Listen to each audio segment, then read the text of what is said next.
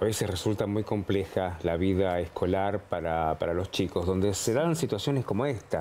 La escuela como caja de resonancia de situaciones de violencia que se replican y que atraen de la sociedad, situaciones de bullying que se dan en el mismo colegio y donde la Argentina, según una estadística que hace la UNESCO, la sufren en nuestro país 7 de cada 10 chicos. Muchísimo. Y dos cuestiones muy claras para poder identificar y consultarle a los especialistas. Por un lado, destacar la valentía de las víctimas de poder hablar y de poder denunciar. Y en el segundo lugar, cómo actuamos los adultos y fundamentalmente los responsables de las instituciones también. Todas estas preguntas para decirles que estamos atravesando el Día Internacional de Lucha contra el Bullying y esa es la temática de nuestro móvil. Allí está Marcelo Brondino. Marce, ¿cómo te va? María, Eugenio, ¿cómo están? Buenas tardes. Efectivamente estamos con la psicóloga Gisela Rugna para hablar de bullying o de acoso escolar, este verdadero flagelo que, como ustedes bien señalaban, afecta fundamentalmente a niños y jóvenes, para saber cuáles son las consecuencias, como decías María, cómo podemos actuar los mayores, pero hay que comenzar aclarando algo. Porque me dice Gisela, no hablen de Día Internacional de Bullying o contra el bullying o acoso escolar porque hoy no es. ¿Cómo estás? ¿Cómo estás? Gracias por estar acá. Sí, primero que nada aclarar de que sí hablemos de bullying las veces que queramos. Aprovechamos este día para hablar, para concientizar y saber, pero sí aclarar que el Día Internacional de Bullying declarado por la UNESCO es el primer jueves de cada noviembre. Este año cae 3 de noviembre. ¿Quién registró esta fecha entonces? Una organización argentina. Por eso todas las organizaciones que trabajamos con bullying estamos proponiendo que se haga un día nacional para que se ponga en agenda y empecemos a trabajar con políticas públicas esta temática como se debe. ¿Sí? Básicamente a familiares y a distintas organizaciones no gubernamentales, como lo señalaste. Exactamente. Luego de la pandemia empezamos a ver cada vez más casos de violencia, porque bueno, aclarar que el bullying es el acoso entre pares sostenido en el tiempo. Antes nosotros pensábamos que el bullying era cosa de chicos, era algo que ya iba a pasar. Hoy en día sabemos que no es así, que no afecta solo a niños y niñas, sino que afecta a las familias, afecta a todo el entorno, afecta a la institución a la que acuden. Y principalmente lo que tenemos que entender es que las consecuencias y las secuelas no quedan solamente en la infancia o en la adolescencia, nos acompañan a lo largo de toda nuestra vida. Gisela, ¿y cuánto ha potenciado este verdadero flagelo el tema de las redes sociales, Internet en general, ¿no? Sí, antes, a ver, lo que nosotros encontrábamos era el bullying, que era el bullying en la presencialidad. Hoy imaginemos que estuvimos 2 años con una escolaridad virtual. Esa escolaridad virtual lo que terminó generando son mayores casos de ciberbullying.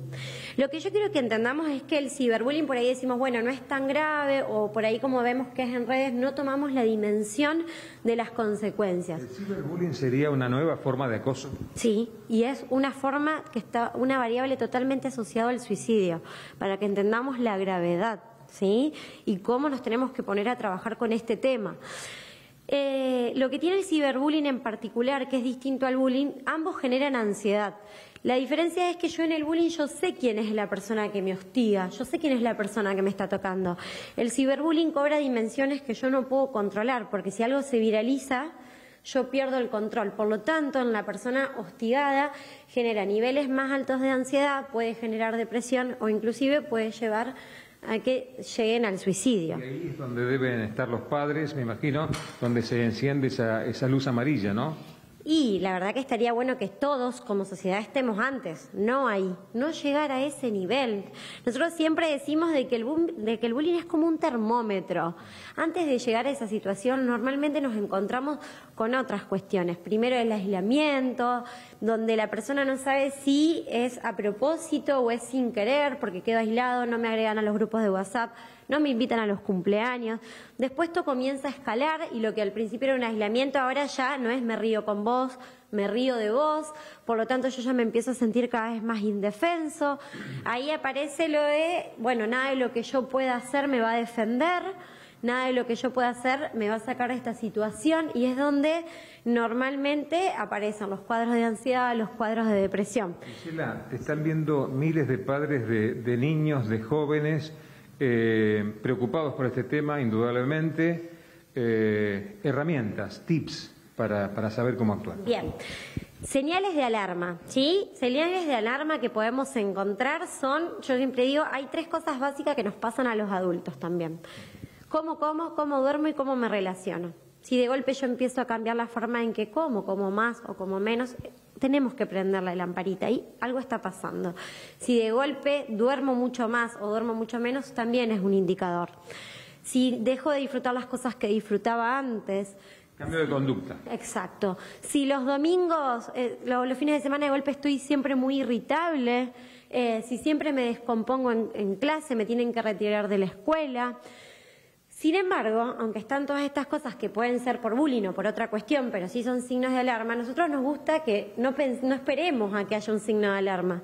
Si yo en mi casa trabajo, hablar de las emociones, contar cómo me fue en mi día, preguntarle cómo estuvo el día, quiénes fueron, quiénes acudieron a clase, posiblemente no necesite detectar la conducta. Hay que saber que no todos los chicos pueden verbalizar este tipo de acoso o de situación. Y cuando yo no verbalizo, ¿qué pasa? Mi cuerpo empieza a hablar.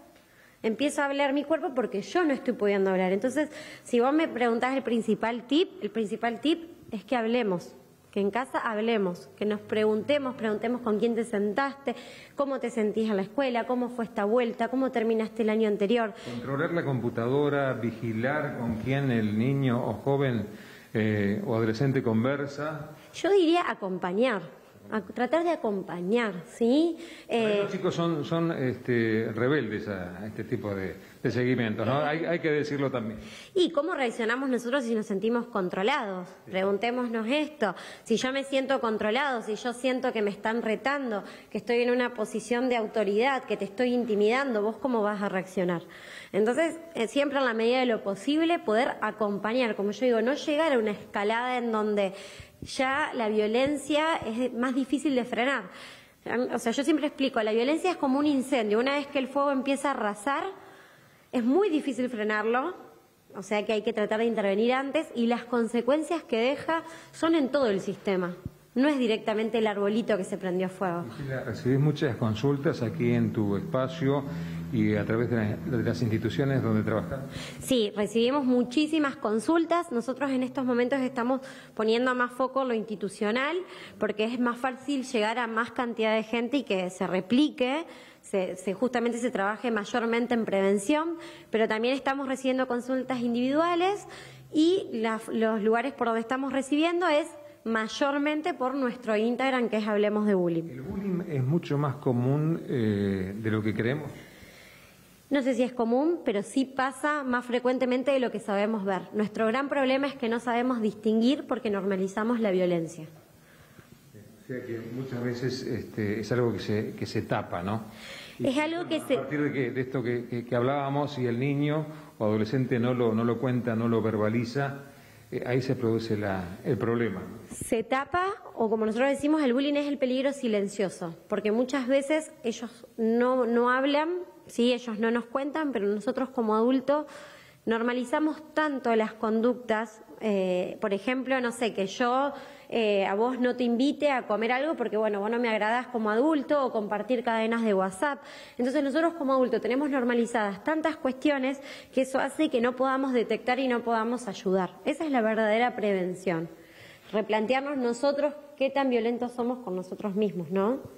¿Puede haber un adulto con secuelas si no es tratado a tiempo el bullying? Y yo te cuento que yo arranqué la ONG, sí, porque soy una de las fundadoras de la ONG, porque tenía pacientes adultos que realmente con 40, 50, 60 años todavía de niño, joven, estaban en terapia trabajando estas cuestiones. Entonces, mirá si las secuelas no duran mucho tiempo si no se trabajan a tiempo, ¿no? Se repiten. Gisela, ¿cuál sería tu mensaje para los padres? Bueno, primero que lo importante es, lo principal es qué bueno que estamos hablando de bullying, qué bueno que de bullying se está hablando y qué bueno que cada vez más instituciones somos las que estamos hablando. Y segundo, si yo siento que una situación me desborda, pedir ayuda. No puedo sostener a nadie si no consigo que alguien me sostenga a mí. Entonces, donde se terminan las herramientas, bueno, nosotros de este lado estamos para acompañar. Afortunadamente hay muchos profesionales que se están ocupando del tema, ¿no? Exacto. En Santa Fe y, bueno, en el país. Además, es un tema mundial, lamentablemente. Lamentablemente es un tema mundial, pero afortunadamente cada vez se está hablando más de bullying. Todo el suicidio que planteas, que es muy preocupante, ¿no? Por las estadísticas que son reales y que asustan, ¿no? Y por, como siempre digo, las secuelas que dejan en el entorno, ¿no? Tenemos que ser muy cuidadosos cómo comunicamos esto.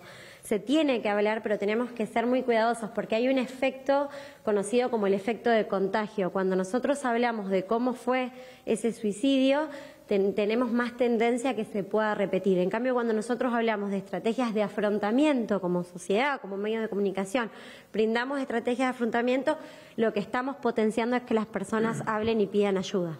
¿Sí? Muchas gracias. Gracias a vos. Gisela Rugna, psicóloga, para hablar de bullying o acoso escolar, chicos, este tema que nos preocupa como padres, como sociedad en general, ¿no? Un verdadero flagelo que afecta fundamentalmente a niños y jóvenes, no solo en nuestro país, a nivel mundial, ¿no? Marcelo, si me permitís, quisiera que le puedas trasladar esta consulta a Gisela, porque así como ocurrió en Santa Fe, en el país, en el mundo, que cuando, por ejemplo, hay una situación de acoso sexual, muchas instituciones, a través del Ministerio de Educación, de las oficinas de la Secretaría de Género, se comienza a trabajar justamente en un protocolo de actuación institucional para atender estos casos. Pero considerando a veces que el bullying es tan silencioso, los chicos temen decirlo, contar qué les está pasando, si se puede pensar así en un tipo de protocolo institucional para actuar ante un caso de bullying.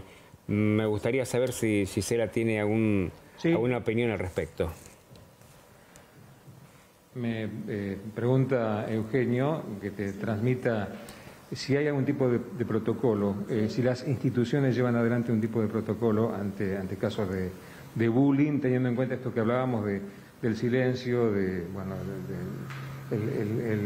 caso de muchos chicos que no lo pueden contar, no lo pueden verbalizar.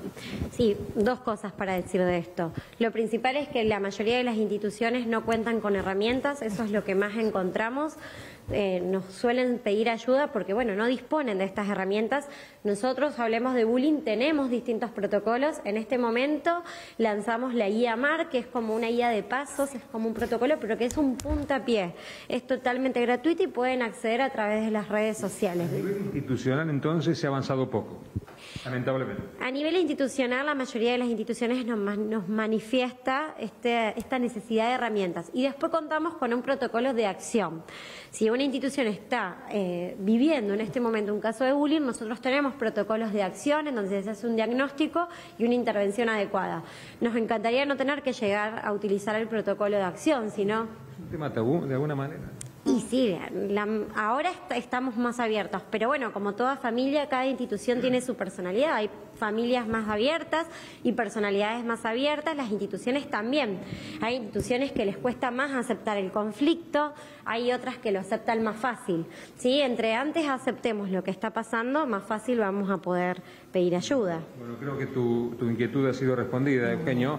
Un poco se ha avanzado en materia institucional, pero bueno, afortunadamente están estas instituciones y existen estos profesionales que se han capacitado para orientar fundamentalmente a los padres, ¿no? Sí, Marce, y recordemos que es un protocolo gratuito, que además se puede bajar de la página de esta organización que se llama Hablemos de Bullying, y el protocolo es un protocolo guía que se llama AMAR.